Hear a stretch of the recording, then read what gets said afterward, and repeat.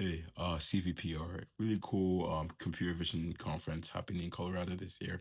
I get to go and present a poster. Thank God, really excited. Um, and there's a scenario where I go, I'm there for like 3 to 5 days, and then I present my poster and I leave, right? And that's a very bad scenario where I actually don't get a lot out of the conference. I think with this conference, I have a couple goals in mind. Mainly share this research, get insights because I don't have any formal lab I'm a part of to really provide the insights that would a typical student would benefit from. But two, on that note, on the lab, I really want to pursue opportunities in research labs and see if I can join one.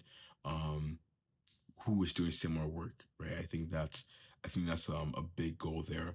And if those are the two big goals, I do have to really prepare. I think um even now I have a couple of days or weeks to get ready. So I think what I want to do is find the labs I want to join, find the papers I'm interested in, find the people I'm interested in, and get ready to prepare myself to engage with those people, those labs, those papers. And it's not something I want to do last minute because typically I do these stuff last minute and it always ends up like it ends up sometimes, thank God, being good, right? But then it's like if I prepared beforehand, I could have made it much better in terms of how it played out.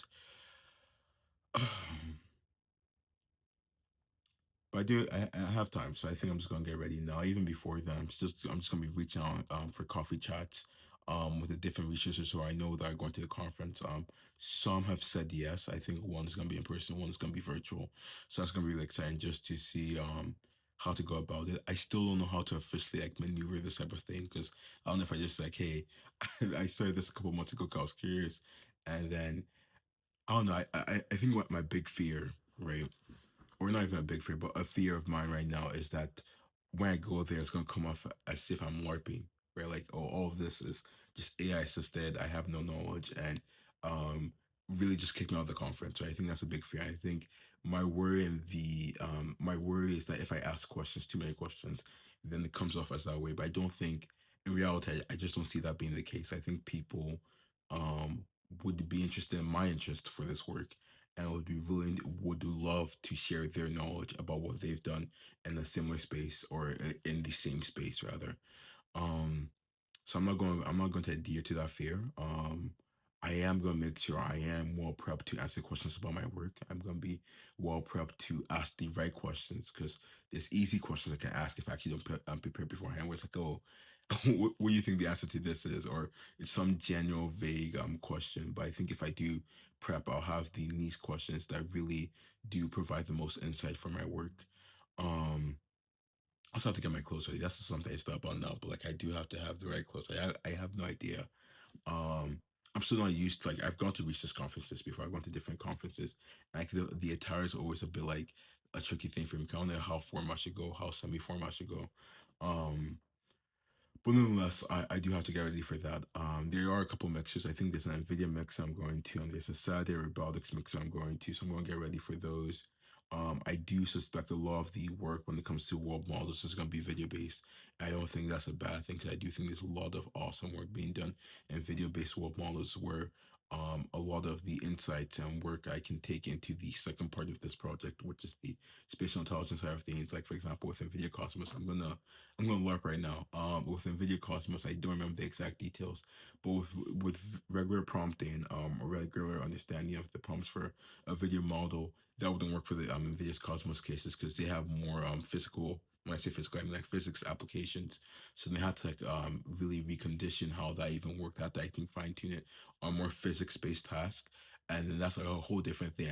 Because like if you can think of a physics-based task, so just like think of something that's temporal, right? Like, oh, okay, um the egg the egg cracked after dropping off a table, right? That's something a video-based model a general might struggle with where like the egg is already cracked because you said crack before it fell, right? So stuff like that is a bit tricky. So even thinking about that, like that's something that then comes into play for like the work I want to do. So if I can if I'm when I'm able to really get this substrate ready to go, um I have to be able to have a model that's able to understand text. If I say take this 3D Gaussian representation of a flower and bend it or shrink it or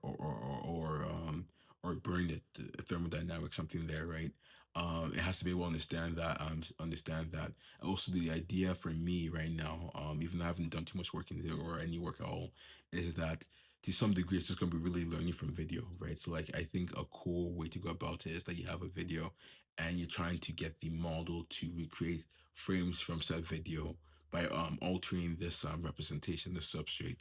So then if I have a fixed amount of Gaussians in a scene and I have like a flower bending left and right, then the goal will be like, okay, to really understand how to do this, you have to like you basically just bend the flower left and right, according to the frames that it's working off of.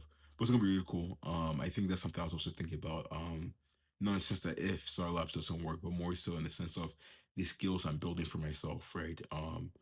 I think when I go into that spatial intelligence side of things, I do get a lot of skills that do apply to a lot of other domains. So even though I'm working on a very specific substrate, it does allow me to work on something else. Like let's say someone at Spatial Nautica or someone at Netflix or someone at OpenAI or whatever, they need something done. This a similar space where it's like, oh, learning this type of representation or training a model like this. And that's like I still have the skills. I think that puts me in a good position to gain more skills and more opportunities. So that's something I'm also thinking about as I do work like this, like not just to be very, very, very niche in the sense that it's like, okay, I can only do one thing, right? But also be able to track the skills I acquire as I work on this amazing project that eventually will be a explicit geometry world model and allow me to build a native world model game engine and have so many cool applications.